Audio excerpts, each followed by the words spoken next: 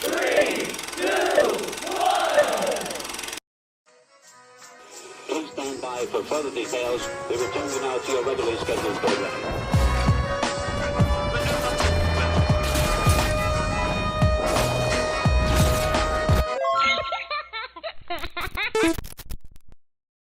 Hello to those of you who are feeling called to this reading in particular, mystery reading number 1076. My name is Elizabeth, and before getting into this reading, if you are a recurring viewer, you enjoy my work, and you would like to help support it, feel free to do so by sticking around and hitting that subscribe button down below, and ringing the notification bell next to it if you feel called to. And if you do feel called to subscribe and stick around, welcome. And thank you very much for your support as well as your presence during this reading.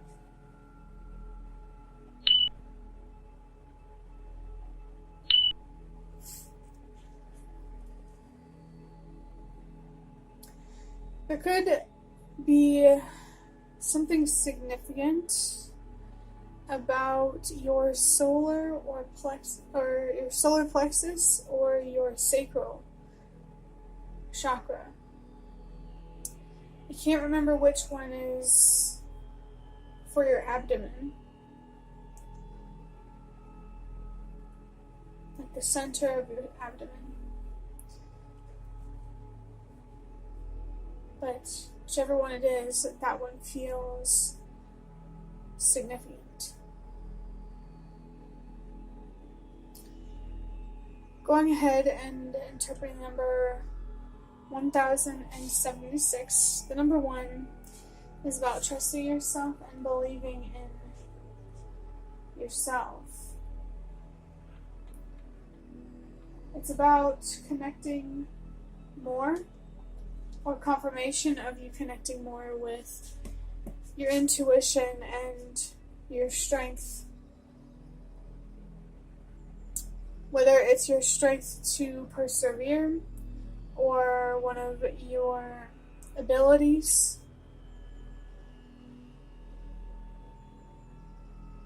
There's something here about your strengths, of course, if it resonates. And, trusting how you intuitively feel called to use those strengths. I almost wanted to say those weaknesses, which I find interesting. You may have a certain weakness or certain weaknesses that give you a certain perspective that feels unique, is the best way that I can put it. I just saw the number 333 on the timer, and number 3 is about expressing yourself and communication. Self-expression, using your voice.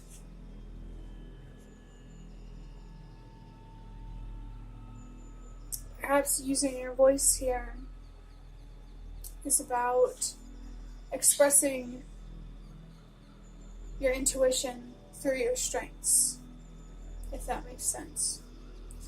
The number 3 can also be about healing and growing and committing. Whether it's to healing and growing or something else, that's how I interpret this number. Moving on to the number 0 and 1076, this number can be about patterns or recurring themes in the form of signs or messages or some sort of spiritual communication, or in your own experiences, these patterns and these themes worth paying attention to. Another way that I interpret the number 0 is a reminder or confirmation to know when to put yourself first, when to choose yourself, to respect yourself, your needs, and your desires. I want to say your wishes.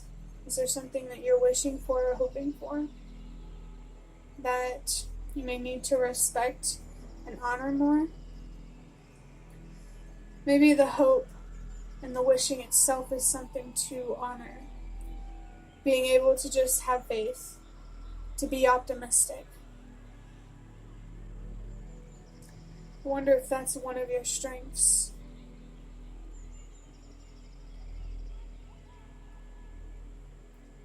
The number 7 is about expanding your awareness and your consciousness and becoming wiser and being more connected with some sense of a deeper meaning, either within yourself, your own existence, your life, your relationships, in general, something specific.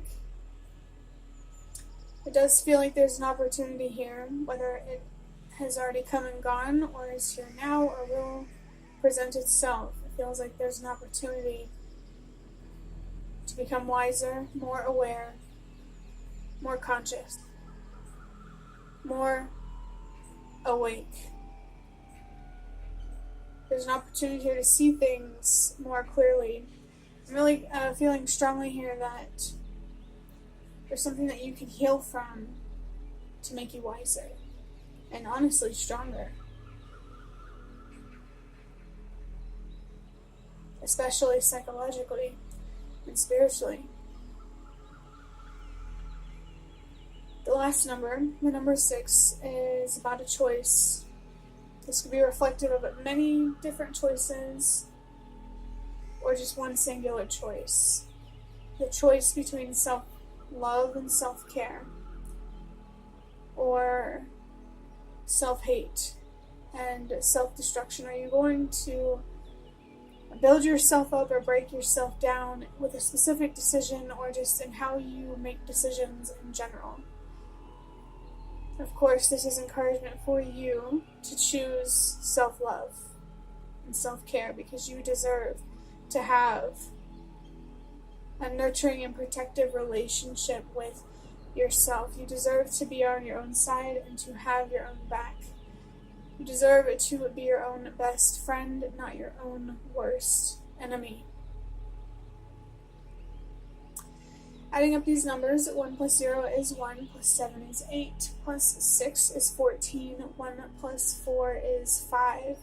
And this number is about change and transformation. You could be going through a difficult loss right now, or many difficult losses. And it feels like this loss, healing from it, is what's going to make you wiser, more aware, more awake, and ultimately more at peace and more in control of yourself and ultimately your own life and the kind of impact that you have, that we have all together. That you have on the collective. There is your own personal mission in life, and then there is a collective mission. How do you feel called to show up as an individual that not only serves you and your purpose, but also the collective greater good? I think that could be a really good question. No matter what kind of changes you're going through,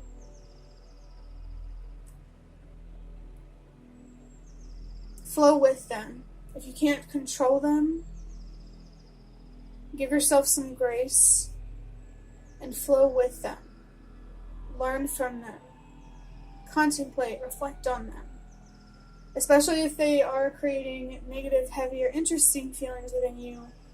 Focus on those feelings, not to dwell, but to explore and understand, so you know what to do with them. You deserve to have closure and to flow with change rather than against it, and, just suffer.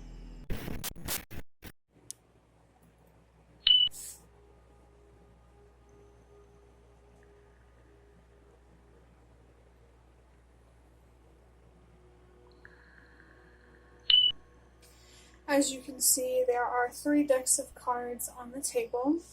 The first one here is the Magical Dogs Tarot. I'm feeling the word wisdom come through with these cards, so I'm curious what's going to come out, but these are the Major Arcana tarot cards. There are 22 of them, I believe, in a tarot deck, and these cards are more bigger picture. They look at long-term powerful themes. And then over here, there's the Nightmare Before Christmas Tarot. And these are the other 50 tarot cards, the minor arcana cards, that are more about details and short-term ideas. And I'm going to use that card to get more detail, more clarity about, this bigger picture here, the bigger idea of whatever you're going through or whatever needs to be brought to your attention. I just saw the number 122 on the timer, which is a reminder that change starts with you. Do you feel called to be the change that you wish to see in some way? The last deck of cards here is the Ancestor Spirit Oracle, and I'm going to use that deck to see what your ancestors want to say, how they want to guide you in terms of whatever this bigger picture is and this detail connected to the bigger picture. So let's go ahead and draw out a card from the Magical Dogs Tarot to see what comes through. Remember the word wisdom. I felt connected to the word wisdom while talking about this deck. Unreal. The same exact card came out in the previous reading, so if this very much resonates with you, that other reading may very much resonate with you too. It is the Strength card. And the Strength card has the number 8 on it. I just saw the number 2, 3, 4. That's a sign of trust. Everything happens for a reason. We are seeing this Strength card again for a reason. This whole spread layout I'm doing with the Major Arcanas, Ancestor Spirit Oracle, Minor Arcanas, I only started doing this the last video, at least as of recent. In general, no. But as of recent, yes. This is only the second time in recent days that I have used this spread here. So I find it very interesting that we pulled, for both times, we pulled the Strength card as the major theme, the major idea. And I actually read from the guidebook in the previous reading, which I don't often do for tarot cards. I most of the time prefer to read them intuitively unless I'm, feel like I could find more clarity by reading the cards, or if I feel drawn to something specific. I often don't read from the guidebook for tarot cards, at least during readings. And the main theme was about self-control. Knowing when to tell yourself no. Setting boundaries with yourself is just as important, if not more important, as setting boundaries with other people. And the reason why I say if not more important is because I believe also that the boundaries that you set for yourself are the same boundaries that you set with other people. So is it possible that you could hold yourself accountable in some way where you have to tell yourself no, and this could even be psychological, a way of thinking or feeling, and not letting yourself go to a certain mindset isn't about suppressing how you feel. You should definitely express it, feel it, and work through it. But it's about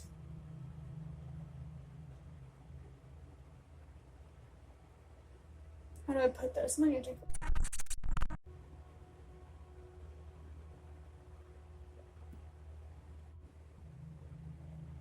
It's about self-respect. Respecting your own mind, heart, and soul, and what those things, those parts of you deserve, and what your mind, heart, and soul deserve are healthy, constructive thoughts that lead to feelings that offer you clarity and direction. They don't make you feel confused or lost in any way. And your soul deserves faith. So part of having the constructive, healthy mindset, in my opinion, is about incorporating faith. And it's not just religious or spiritual, it's also about having faith in yourself and what is possible. Really having faith in your own strengths. Well, strength, singular. Maybe there's a situation here, a difficult situation that you're going through, and it could be, psychologically, spiritually, physically harmful. And it's important that you persevere. Don't let an episode, whatever that may look like, break you. Now, definitely don't stay in situations that are not healthy or safe for you, but to be real, not all of us have the option to leave situations that we don't feel safe in. And the best thing that you can do in that situation is persevere. Have faith in yourself and in your future. I really do believe that having hope, that's where so much of our strength comes from as humans. Because I find it interesting how we feel like if we don't have more to look forward to, life doesn't feel worth living. I personally would like to understand that deeper, but let's go ahead and draw a minor arcana here. See what detail could give us more context about the idea of strength. I don't know if I already mentioned it, but the number 8 is about loss, and trusting that whatever is lost will be replaced. So if you stay strong, you persevere, you see this through, you don't give up. I believe that what will have been lost will be replaced. I'm trying to get the card now. Yeah. You have the 10 of Swords. At the top there it says loss, painful ending, grief, and heavy emotions. It was definitely right. They got the nail on the head saying, with the idea of going through a painful and difficult loss, or some sort of change, or something like that. Something painful. Well, some ending feels painful. It's very challenging mentally and emotionally and possibly even spiritually, making you question your faith, whatever higher power you believe in, your spirituality.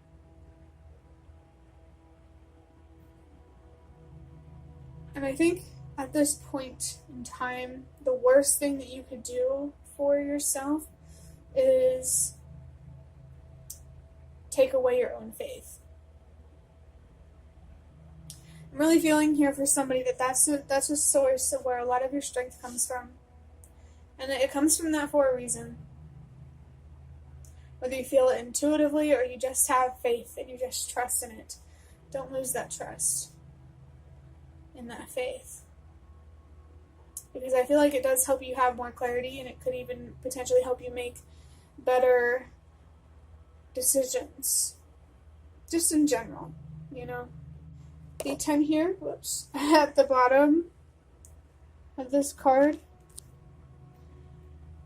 That number for me is about 2 things. It's about the presence of your spirit guides, which I think is really nice to come through in a being that has so much weight and heaviness.